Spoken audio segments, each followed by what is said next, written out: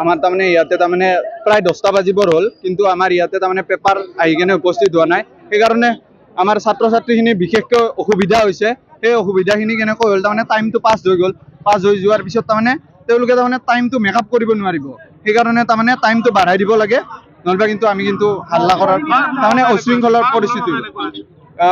প্ৰথমতে প্ৰধান শিক্ষকৰ আৰু দ্বিতীয়তে আমাৰ এই শিক্ষক মণ্ডলীৰ আৰু তাতে মানে ছাত্ৰ ছাত্ৰীক মই এটা কথা কম যদি টাইম যদি বাঢ়াই নিদিয়ে তেতিয়াহ'লে কিন্তু ইয়াতে কিন্তু শৃংখলাৰ পৰিস্থিতি হ'ব আৰু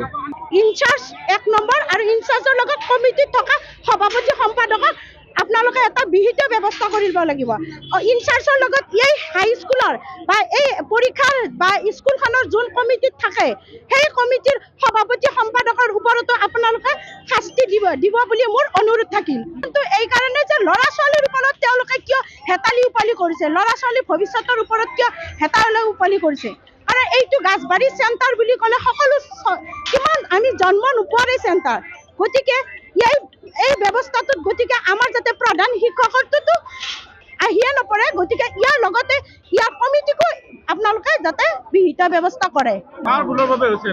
ভুলৰ বাবে হৈছে বুলি কাক কম ইনচাৰ্জৰ এটাতো পৰীক্ষা চেণ্টাৰত মেইন ইনচাৰ্জৰ লগততো কমিটিও থাকে গতিকে কমিটিয়ে কি সিদ্ধান্ত কৰে যে কমিটিত মোৰ মনত ইনচাৰ্জজন দুখী হোৱাৰ লগে লগে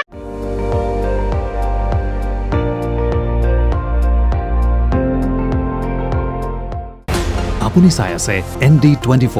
সৰ্বশ্ৰেষ্ঠ নহয় সৰ্বোত্তমৰ দৌৰ